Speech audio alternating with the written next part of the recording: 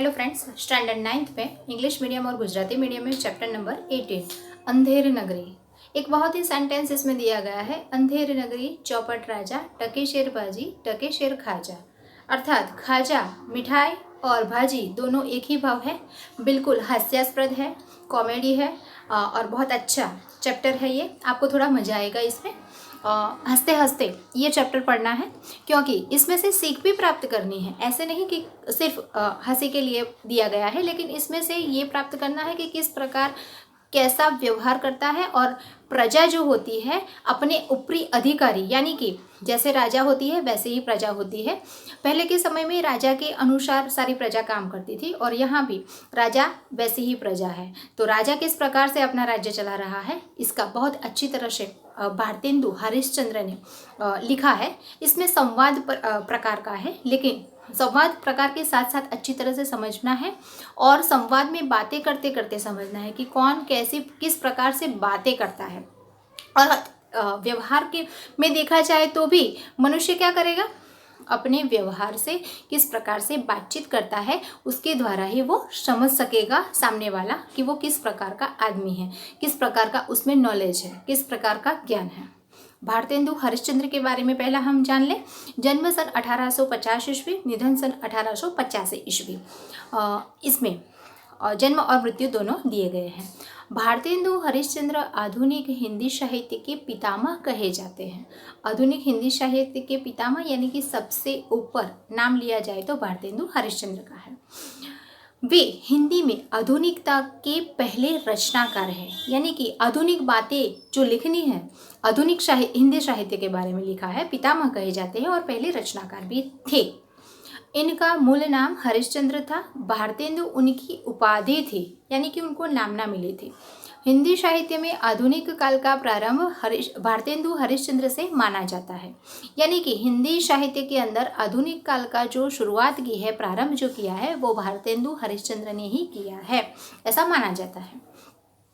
भारतीय नवजागरण के अग्रदूत के रूप में प्रसिद्ध भारतेंदु जी ने देश की गरीबी, पराधीनता, शासकों के अमानवीय शोषण के चित्रण को ही अपने साहित्य का लक्ष्य बनाया। यानी कि उनकी जो मूल टॉपिक है देखा जाए तो देश की गरीबी के बारे में, पराधीनता के बारे में और शासक के अमानवीय शोषण के चित्रण, यानी कि जो शासक थे किस प्रकार से लोगों का शोषण करते हैं, इसका चित्रण ही अपने साहित्य का लक्ष्य यानी अपने साहित्य के अंदर उनका मूल विषय था, सब्जेक्ट था।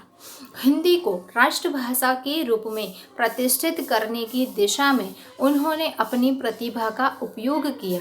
यानी कि हिंदी एक राष्ट्रभाषा है, ये हम जानते हैं। उसके रूप में प्रतिष्ठित करने की दिशा में उन्होंने अपनी प्रतिभा का उपयोग किया, अपना खुद का उपयोग किया।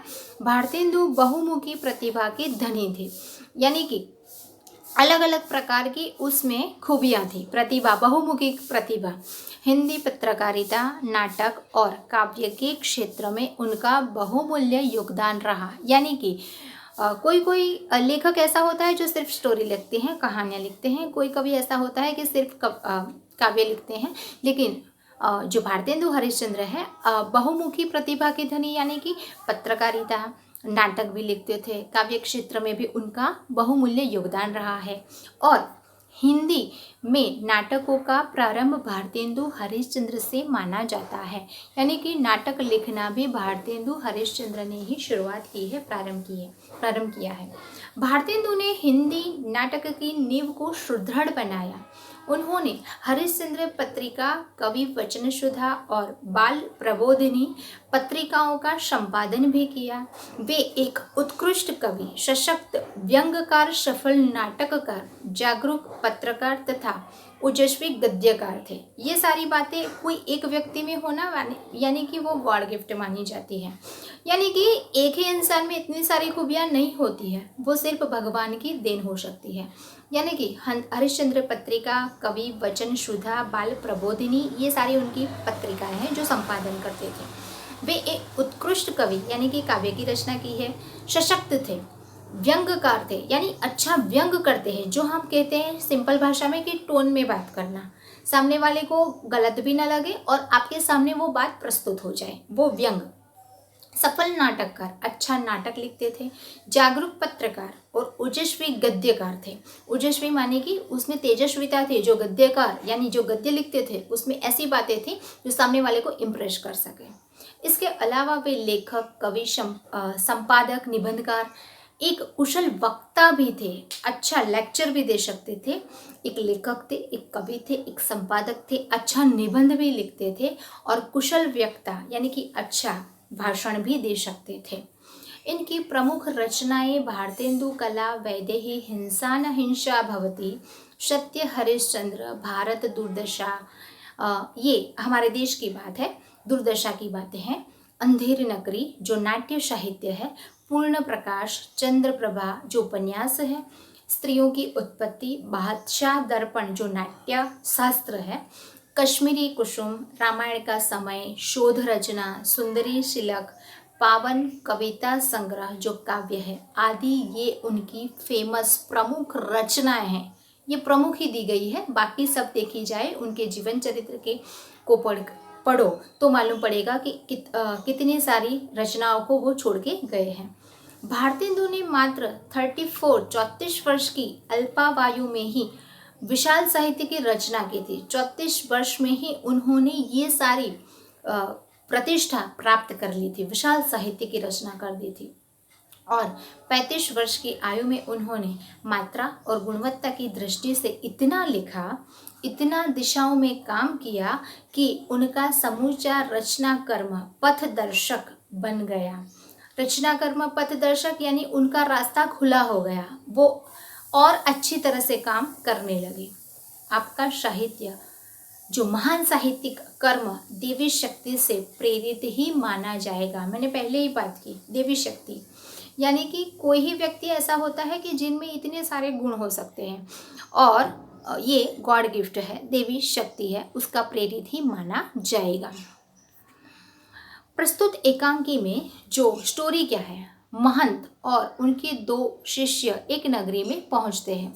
एक महंत है, उनके 2 शिष्य हैं और एक नगरी में भिक्षा के लिए जाते हैं, जहाँ मूर्ख राजा और मूर्ख प्रजा से उनका पाला पड़ता है। जो नगरी में वो जाते हैं वहाँ मूर्ख राजा है और मूर्ख राजा है तो उसकी प्रजा भी कैसी होगी, मूर्ख ही होगी। नगरी में सर्वत्र अज्ञान का अंधकार था, यानी सारे लोग अज्ञानी थे। अनुशासन रहित विवेकहीन प्रजा में किसी से प्रेम, आत्मीयता का नामो निशान नहीं दिखाई देता था। यानी कि हम हमारे सोसाइटी में रहते हैं तो हमारे नेबर जो पड़ोसी होते हैं उनके साथ बहुत अच्छा व्यवहार रखते हैं, सब हमें जानते हैं, विवेकहीन प्रजा होती है। लेकिन यहाँ कुछ अलग बात है, न किसी से प्रेम, न किसी से आत्मीयता, न विवेक दिखाई पड़ता था। यानी कि ऐसी ही प्रजा वहाँ रहती थी। अच्छे बुरे में अंतर नहीं, सच और झूठ का ज्ञान नहीं, और भाजी का मूल्य और खाजे का मूल्य 1 टका। 1 टका मानी उस समय का 1 पैसा माना जाता था।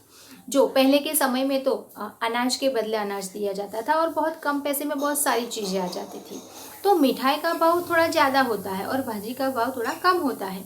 लेकिन यहाँ प्रजा कैसी है, अच्छे बुरे में अंतर नहीं है, सच झूठ का ज्ञान नहीं है, भाजी और मूल्य का दाम एक ही रखते हैं। तो प्रजा, राजा ने जैसा कहा होगा वैसा प्रजा काम करती होगी। यथा राजा तथा प्रजा, कहावत के अनुसार राजा भी मूर्ख और प्रजा भी मूर्ख।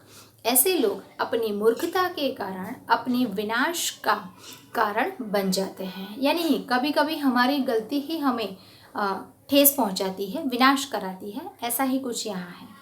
अंधेरी नगरी एकांकी से लेखक पाठकों को इसी अविवेकी अज्ञानी वृत्ति से परिचित करवाकर इससे बचे रहने की प्रेरणा देते हैं। यानी कि हमें ये संदेश दिया है भारतेंदु हरिश्चंद्र ने एकांकी के द्वारा कि पाठक जो इसको समझे तो अविवेकी अज्ञानी वृत्ति से परिचित करवाकर इसे बचे रहने की प्रेरणा देनी चाहिए। यानी अज्ञानी और अविवेकी लोगों से दूर रहना है, उनके साथ अच्छे व्यवहार की आशा नहीं रखनी है, क्योंकि वो अपना स्वभाव नहीं छोड़ेंगे। इसलिए हमें इसे बचे रहने के लिए प्रेरणादायी बना रहना चाहिए, इन लोगों से हमें दूर रहना चाहिए। यही हमें संदेश मिलता है। पात्र इसमें है सबसे पहले महंत, उनके दो शिष्य के नाम हैं नारायण दास और गोवर्धन दास। दोनों में अलग अलग बातें हैं। अब कंफ्यूज मत होना, नारायण दास का जो कैरेक्टर है वो याद रखना है कि वो किस किस चीज़ों को याद रखता है और गोवर्धन कैसा है। चौपट राजा यानी कि अंधेर नगरी का राजा, उसको राजा किस नाम से जाना जाता है? चौपट। कुंजड़िन, हलवाई, फरियादी, कल्लू बनिया, कारीगर, चुनेवाला, भिस्ती, कसाई, गडरिया, कोतवाल और सिपाही। गडरिया मानी कि जो बकरियों को चराता है वो, सिपाही आदि। ये सारे कैरेक्टर हैं जो अलग अलग प्रकार से 3 दृश्य के बारे में यहाँ अलग अलग पार्ट में दिया गया है। पहला दृश्य, दूसरा दृश्य और तीसरा दृश्य। हम पहला दृश्य इस पार्ट में, इस लेक्चर में देखेंगे, बाकी सब अगले लेक्चर में देखेंगे। लेकिन इस जो सारे कैरेक्टर हैं, जो पात्र हैं, किस प्रकार बारी बारी आते हैं वो देखने की आपको मजा आएगी। सबसे पहला दृश्य है, शुरुआत में नाट्यांश में देखा जाए तो स्थान है शहर से बाहर सड़क यानी रास्ता है। महंत जी और 2 चेले बातें कर रहे हैं। जो महंत बताए गए हैं उनके 2 चेले हैं नारायण दास और गोवर्धन दास। बातें करते करते चलते हैं, क्योंकि उनके पास तो कोई ऑडी नहीं थी, व्हीकल नहीं था, इसलिए चलते चलते सोचते हैं, बातें करते हैं। महंत ने कहा, बच्चा नारायण दास, यह नगर तो दूर से बड़ा ही सुंदर दिखाई पड़ता है। देख, कुछ भिक्षा मिले तो भगवान को भोग लगे, और क्या। यानी कि नारायण दास को बताया जाता है कि ये नगर बहुत सुंदर दिखाई देता है, बड़ा दिखाई देता है, यानी कि इसमें से बहुत सारी भिक्षा मिल सकती है और भगवान को भी भोग लगेगा और हमें ही कुछ खाने को मिल जाएगा। नारायण दास ने कहा, गुरुजी महाराज, नगर तो बहुत ही सुंदर है, पर भिक्षा भी सुंदर मिले तो बड़ा आनंद हो। यानी कि सुंदर दिखता तो है बाहर से, लेकिन अंदर क्या है क्या मालूम। भिक्षा भी अंदर से अच्छी मिलनी चाहिए, तभी आनंद होगा। महंत ने कहा, बच्चा गोवर्धन दास, तू पश्चिम की ओर जा और नारायण दास पूर्व की ओर जाएगा। दोनों को अलग अलग दिशा में भेज दिया जाता है, क्योंकि सब साथ में होंगे तो अच्छी भिक्षा नहीं मिलेगी। तो अलग अलग नगर में दिशा में घूमेंगे और इकट्ठे हो जाएंगे कि किस प्रकार की उसे भिक्षा मिली है। गोवर्धन दास जाता है। गोवर्धन दास ने कहा कुंजड़िन से, सबसे पहले वो कुंजड़िन यानी सब्जी बेचने वाली मिल जाती है। उससे पहले ही मुलाकात होने पर पूछता है, क्यों बाजी क्या भाव? कुंजड़िन ने कहा, बाबा जी टके शेर। शेर मानी 500 किलोग्राम, 1 किलो से आधी। गोवर्धन दास ने कहा, सब भाजी टके शेर, यानी कि सब भाजी का एक ही दाम। वाह वाह, बड़ा आनंद है। यहाँ सभी चीज़ें टके शेर, यानी कि पूछते हैं कि यहाँ सब चीज़ों का भाव टके शेर ही है। हलवाई के पास जाकर, क्यों भाई मिठाई क्या भाव? तो हलवाई के पास उसको पूछने की इच्छा हो जाती है, क्योंकि वैसे ही इन शिष्यों को तो मीठा बहुत पसंद है, मिठाई खाने पर बहुत आनंद मिल जाता है, इसलिए मिठाई का भाव पूछ लेता है। हलवाई ने कहा टके शेर, वो भी सही दाम। गोवर्धन दास ने कहा, वाह वाह, बड़ा आनंद है, सब टके शेर। क्यों बच्चा, इस नगरी का नाम क्या है? हलवाई ने कहा, अंधेर नगरी। उसके बाद गोवर्धन दास ने कहा, और राजा का नाम क्या है? हलवाई ने कहा, चौपट राजा। गोवर्धन दास ने कहा, वाह वाह, अंधेर नगरी, चौपट राजा, टके शेर बाजी, टके शेर खाजा। उसने एक सेंटेंस बना दिया जो बहुत हंसने लायक है। हलवाई ने कहा, तो बाबा जी कुछ लेना हो तो ले ले। हलवाई ने कहा कि लेना हो तो ले लो, बहुत सस्ता है, कम दाम है। तब गोवर्धन दास कहते हैं कि बच्चा, भिक्षा मांगकर 7 पैसे लाया हूँ, 3.5 शेर मिठाई दे दे, यानी कि सब पैसे की मिठाई खरीद ली। 3.5 शेर मानी कि आधा किलो इकट्ठा कर लो तो कितना हुआ? 3.5 शेर, तो 1.5 किलो हुई। हाँ, महंत जी और नारायण दास एक ओर से आते हैं और दूसरी ओर से गोवर्धन दास आता है, यानी कि दोनों इकट्ठे हो जाते हैं। महंत ने कहा, बच्चा गोवर्धन दास क्या भिक्षा लाया? गठरी तो भारी मालूम पड़ती है। 3.5 शेर उन्होंने मिठाई खरीदी थी, तो सारी गठरी में बांध कर लाया था, बहुत भारी दिखती थी। तो महंत तो खुश हो गए कि हाँ, गोवर्धन दास तो बहुत सारी भिक्षा लेकर आया है। गोवर्धन दास ने कहा, गुरुजी महाराज 7 पैसे भीख में मिले थे, उसी से 3.5 शेर मिठाई मोल ली। उस समय में 7 पैसे मिलना बहुत बड़ी बात थी, क्योंकि बहुत पुरानी ज़माने की बात है और उस समय राजा का जो व्यवहार चलता था उसके आधार पर चलता था। तो हम आप लोग कल्पना कर सकते हैं कि बहुत पहले की बात है, यानी 7 पैसे में बहुत सारी चीज़ें खरीदना। यहाँ मिठाई बहुत कम पैसे में मिल जाती है, तो गोवर्धन दास खुश होकर 3.5 सेर मिठाई मोल लेना यानी खरीद कर लेना, पैसे देना और मिठाई लेना, जो हम बाजार में जाते हैं देखते हैं, जो आपको मालूम है। महंत ने कहा, बच्चा नारायण दास, मैं यानी मुझसे कहा था कि यहाँ सब चीज़ें टके शेर मिलती है, तो मैंने इसकी बात पर विश्वास नहीं किया। और बच्चा, यह कौन सी नगरी है और इसका राजा का कौन है जहाँ टके शेर भाजी और टके शेर खाजा मिलता है। यानी महंत को बहुत सारे प्रश्न मन में हो गए कि हकीकत में ये बात सच्ची है, उन्हें विश्वास नहीं हुआ। ये कौन सी नगरी है, यहाँ का राजा कौन है और यहाँ टके शेर भाजी और टके शेर खाजा मिलता है, ये बात सच है। महंत उनको क्वेश्चन मार्क किया है, प्रश्न पूछते हैं गोवर्धन दास को, क्योंकि वही सारी बात जान के लाया है। गोवर्धन दास ने कहा, अंधेर नगरी, चौपट राजा, टके शेर भाजी, टके शेर खाजा। उन्होंने सारा सेंटेंस जो बनाया था आगे वही यहाँ कह दिया कि नगरी अंधेर है, उसका राजा है चौपट, उसमें टके शेर भाजी मिलती है और टके शेर खाजा यानी मिठाई मिलती है। महंत ने कहा, तो बच्चा, ऐसी नगरी में रहना उचित नहीं है जहाँ टके शेर भाजी और टके शेर खाजा बिकता है, तो मैं इस नगर में एक क्षण भी नहीं रहूँगा। यानी कि महंत ज्ञानी थे, उनको समझ में आ गया कि ऐसी नगरी में रहेंगे तो फंस जाएंगे, इसलिए यहाँ हम नहीं रह सकते, एक क्षण भी मैं यहाँ रुकना नहीं चाहता। गोवर्धन दास ने कहा, गुरुजी, मैं तो इस नगर को छोड़कर नहीं जाऊँगा, और जगह जगह दिन भर मांगो तो भी पेट नहीं भरता, मैं तो यही रहूँगा। यानी कि बहुत कम पैसे भिक्षा में मिल जाएंगे, बहुत सारी चीज़ें खरीद लूँगा और पेट भर के खाना खा के मैं यहीं रहूँगा। यानी कि वो महंत के साथ, अपने स्वामी के साथ नहीं जाना चाहता, यानी गोवर्धन दास उस अंधेर नगरी में ही रहना चाहता है।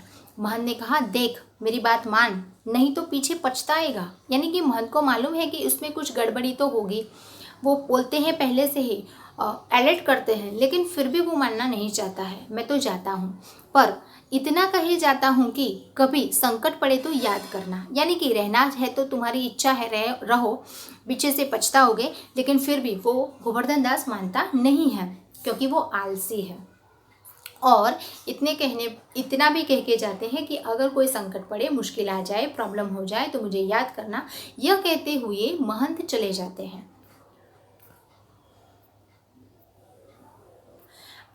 और यहाँ किस प्रकार दूसरा दृश्य आता है वो हम अगले चैप्टर में देखेंगे। Thank you very much.